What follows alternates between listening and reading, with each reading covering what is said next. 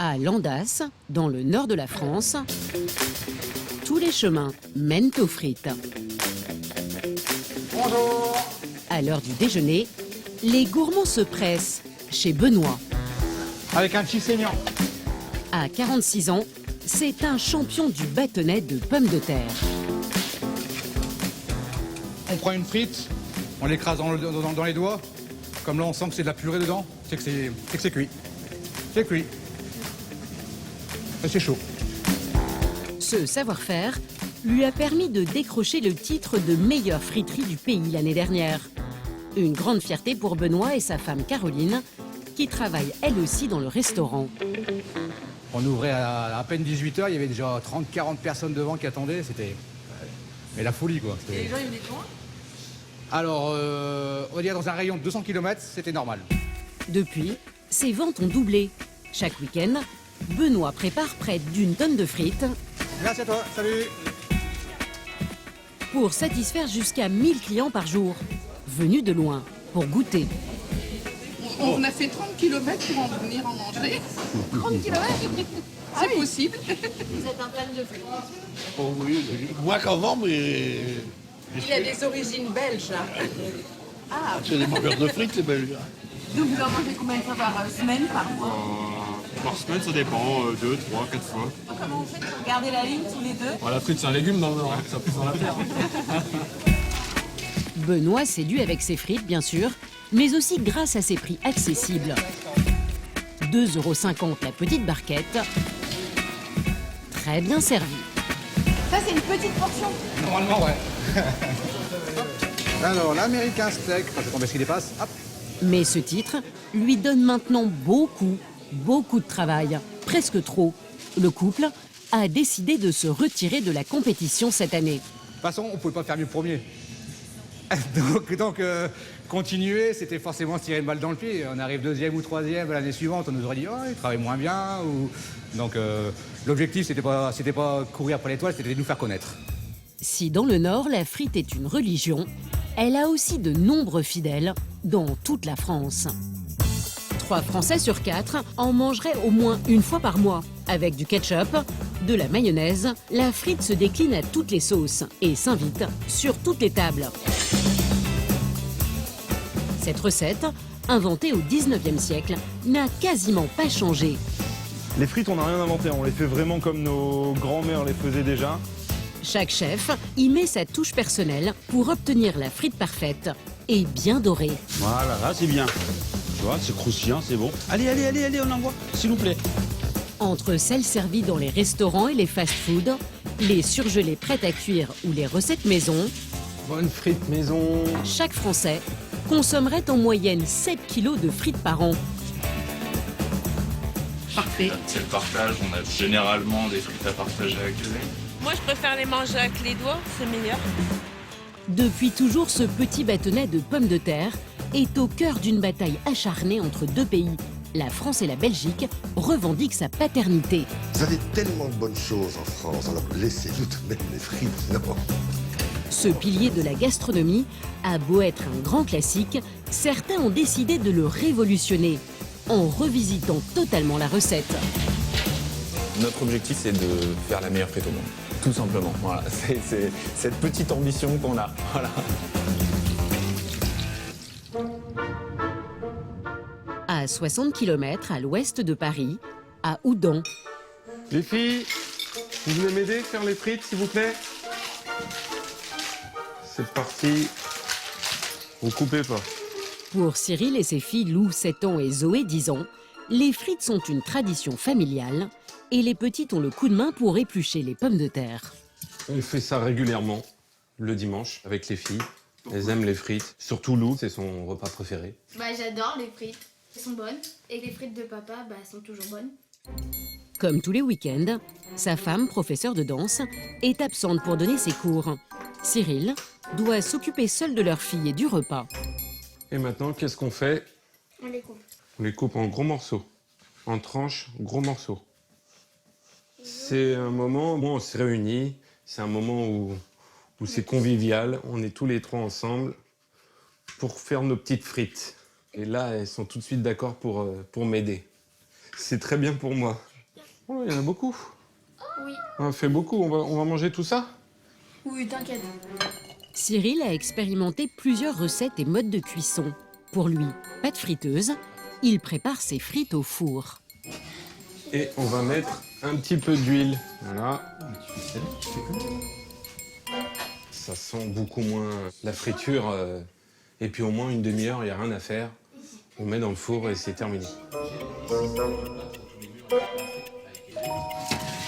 Il est temps de passer à table. Bonne frite maison. Bon appétit. Alors, elles sont comment mes frites? Très très bonne. Même s'il y en a trop, puisque j'aime, je vais quand même les manger. Comme Cyril et ses filles, près d'un Français sur deux cuisine ses frites à la maison. Bon, c'est une fois que je prends des brocolis au four. Non. Même s'il y a quelques courageux, la majorité des Français préfèrent les déguster au restaurant.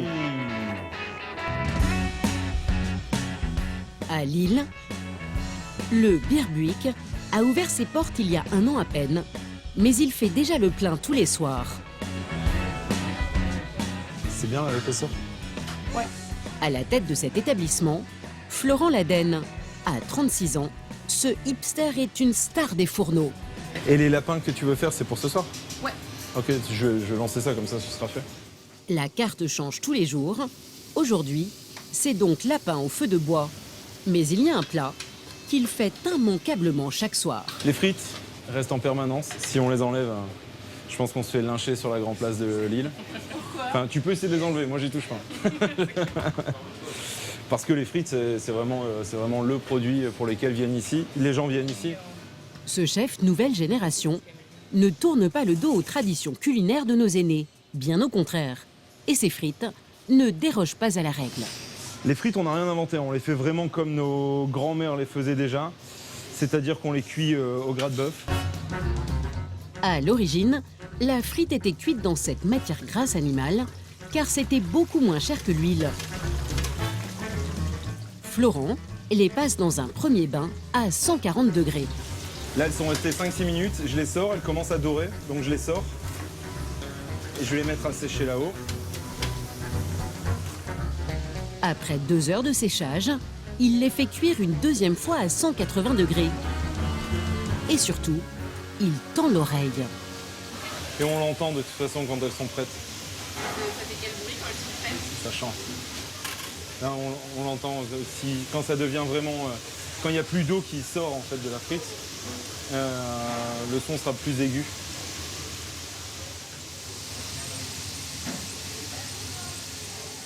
Une façon simple de cuisiner la pomme de terre qui fait l'unanimité. C'est le 22, frites maroilles? Oui, c'est ça. Pour accompagner ses frites, Florent a créé des sauces originales. Comme cette crème au maroilles, un fromage fort en goût, typique du Nord. S'il vous plaît. Bon appétit. Les clients en raffolent. C'est le croquant, c'est le côté fondant et puis la sauce au maroilles qui est trop bonne. Mais ici, à peine 100 km de la frontière belge, une question divise les gourmands. La frite vient-elle de chez nous ou de chez nos voisins? Est-ce que la frite est belge ou est-ce que la frite est française? J'en ai aucune idée, je suis pas historien. Et en même temps, je suis flamand, donc je suis un peu les deux, je m'en fous pas mal. Les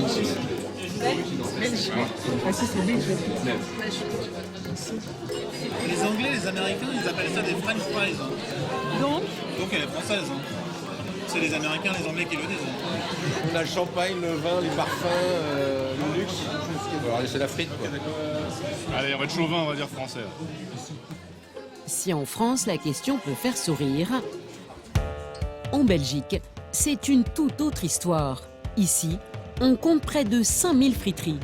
Près d'une par village, voire par quartier. Un quart des Belges s'y rendent chaque semaine. Les baraques à frites sont une institution. Elles ont même leurs représentants. Bernard Lefebvre, le président des frituristes belges. Il y a quelques années, il a milité pour que la frite et sa culture soient officiellement reconnues comme un patrimoine national par son pays. La frite, c'est une des choses dont on est parfaitement d'accord, flamands, wallons et bruxellois, que ça nous appartient à nous. C'est un pays compliqué, hein, mais pour les frites, on est d'accord. Les frites, le chocolat et la bière. Bernard s'est lancé dans une gigantesque campagne pour convaincre ses concitoyens. Il a même créé un hymne à la gloire de la frite. Un sacré savoir-faire, notre plat national. Rien de meilleur sur terre, les frites c'est un régal. Les friteries de chez nous méritent votre visite. Tout le monde veut manger un bon petit paquet de frites. Il a mobilisé les ministres les plus influents pour défendre sa cause dans des clips diffusés sur Internet. Elle est venue dans une friterie cuire des frites, la ministre de la Culture. C'est quand même rigolo d'avoir une ministre de la Culture qui vient cuire des frites, non? Voilà.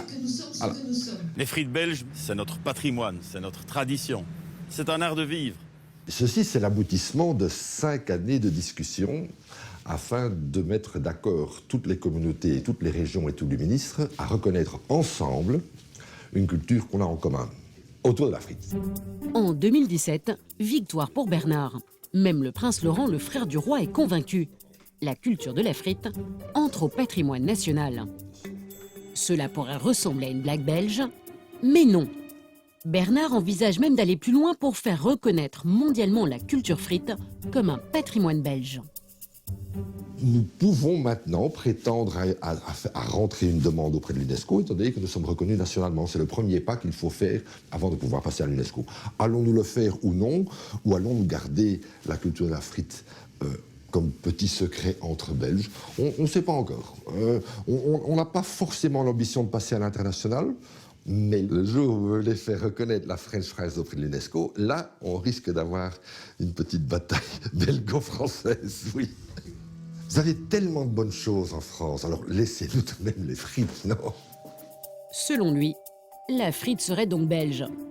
Mais ce n'est pas si simple que ça. Pour découvrir sa véritable origine, notre petite enquête nous mène à Bruges. Pierre Leclerc est historien de l'alimentation et épluche les archives depuis plus de 12 ans. Il a choisi le musée de la frite pour nous faire la grande révélation. Au risque de décevoir nos amis belges, dont je suis, la frite est parisienne et essentiellement parisienne à l'origine. Et puis après, évidemment, elle s'est disséminée un peu partout.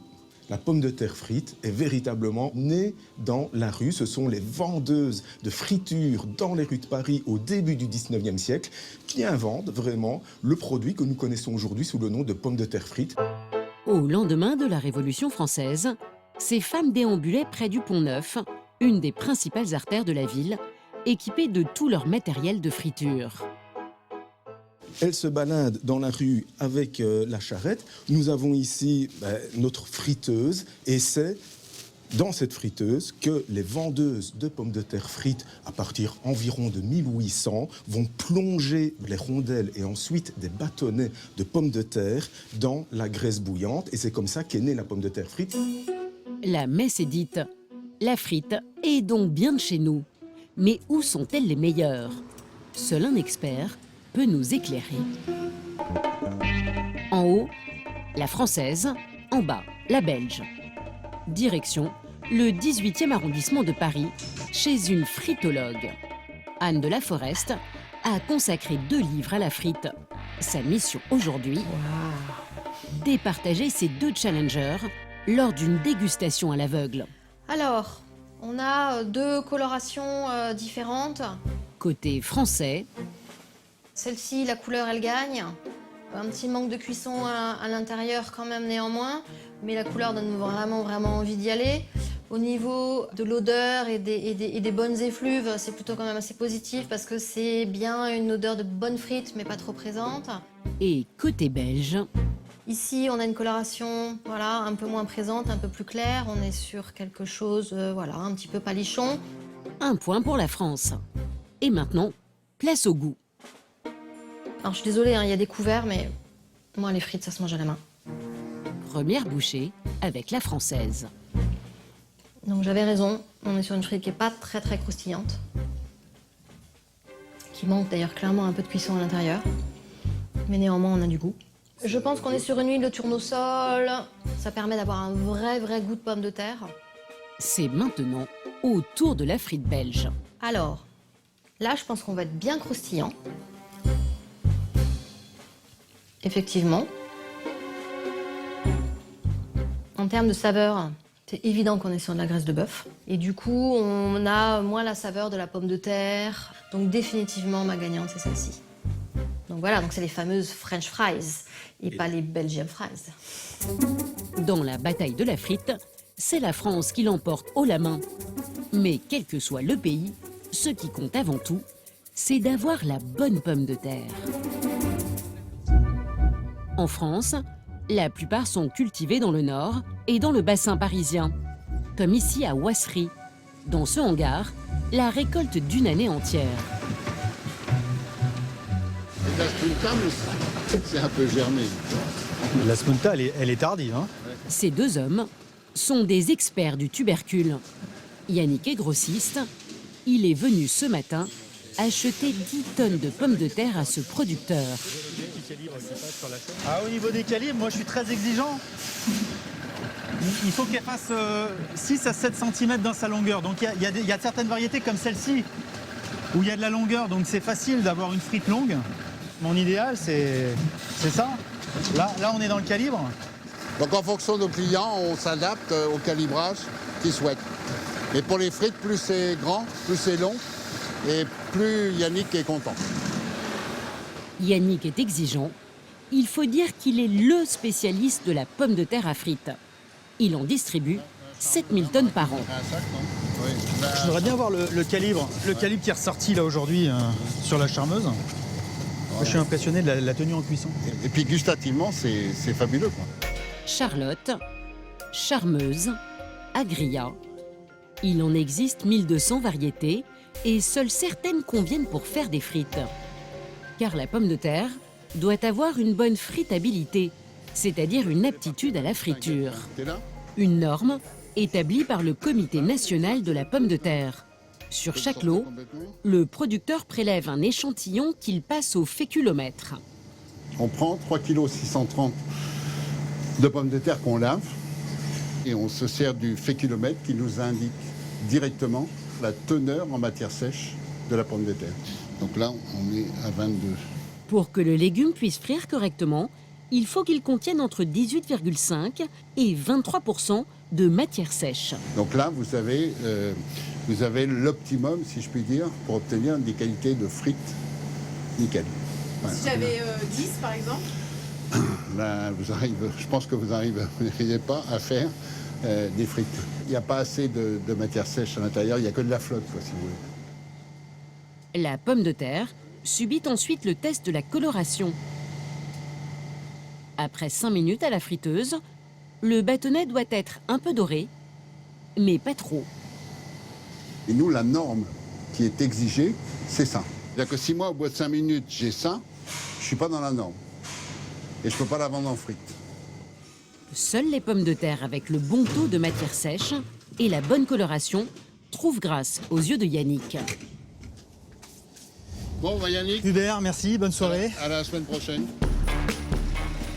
Dans sa famille, le métier se transmet de génération en génération. C'est son grand-père qui a fondé l'entreprise en 1955. Depuis que Yannick a repris le flambeau il y a 10 ans, il a vu le marché évoluer. Ah, c'est un peu la course parce qu'il y a une réelle demande depuis quelques mois de restaurateurs qui quittent la frite surgelée pour revenir à une frite plus traditionnelle et une frite maison. Le grossiste livre aujourd'hui toutes les grandes brasseries parisiennes. Comme celle-ci dans les quartiers chics de la rive gauche, le fief du chef doublement étoilé, Sylvestre Wide. Bonjour, comment ça va? Très bien vous-même? Donc là vous avez les plus grosses. Normalement vous allez avoir une frite. J'aime bien ce goût de la terre. La terre a une odeur qui est extraordinaire. Ici, le chef veut une frite parfaite, aux mensurations longilignes, un demi-centimètre d'épaisseur et 14 cm de longueur. C'est beau. Il les cuit à l'huile de pépins de raisin, une huile au goût neutre pour garder toute la saveur de la pomme de terre. Et ça, c'est quand même magique, regarde. C'est comme ça qu'on les aime. C'est blond, c'est croustillant. Regarde. On est bien ou pas? Bon résultat. Si le test n'avait pas été bon, effectivement... Ah mais il a pas goûté encore. Ah non, mais là, c'est... Non, mais avec le visuel, déjà... Avec le visuel, ça te donne déjà... Fait que, voilà. On a une idée déjà. Et on sait que la fritabilité est bonne. Attention, c'est un peu chaud. Hein. Et on a le goût de la pomme de terre. Tu vois ce côté un peu terreux. Ça sent bon en plus. Le chef est satisfait. Ces frites seront bientôt sur la table des clients. S'il vous plaît, un thon rouge, un saumon, une dorade et 2 assiettes de frites, s'il vous plaît. Ici, on les sert dans une poêle en cuivre en accompagnement des plats. Allez-y, mettez ça au milieu de la table. S'il vous plaît. Ces petits bâtonnets dorés sont devenus un classique des tables de restaurants et des déjeuners de famille. Si indémodables qu'on les pensait impossibles à réinventer. À Lyon, dans le 2e arrondissement, un homme a pourtant décidé de relever le défi. Mesdemoiselles, bonjour. Vous allez bien? Oui, très bien. Alors, on a une taille, c'est une barquette à taille unique, voilà, donc ça peut se partager, c'est une par personne ou c'est comme vous souhaitez. Maxime, 33 ans, est un ancien cadre de la distribution fraîchement reconverti. Grâce à ses économies et à un prêt de 150 000 €, il a ouvert sa friterie en décembre dernier. Avec son frère Mathieu, ils veulent redonner ses lettres de noblesse au cornet de frites à emporter. On a voulu casser les codes clairement de la friterie traditionnelle en voulant faire quelque chose pas de haut de gamme parce que notre concept il est très populaire et on a vraiment envie de défendre ça. C'est accessible à tout le monde mais faire quelque chose d'élégant. Un marketing bien huilé qui commence par une décoration vintage très tendance. Mur bleu roi, bassine en cuivre, barquette en bois, pierrot gravé. Mais ce qui attire les clients, c'est surtout une recette originale qui affole les papilles. T'as vu cette texture? Ouais, on dirait de la purée dans de la frite citron. C'est plus qu'à la hauteur de mes espérances. À l'intérieur, elles sont super fondantes et crémeuses, un peu comme dans les pommes dauphines, alors qu'à l'extérieur, elles sont vraiment extrêmement croustillantes. Trop bon. Cette gourmandise n'est tout de même pas donnée. 5,50 € la barquette, 2 fois plus cher que le prix moyen.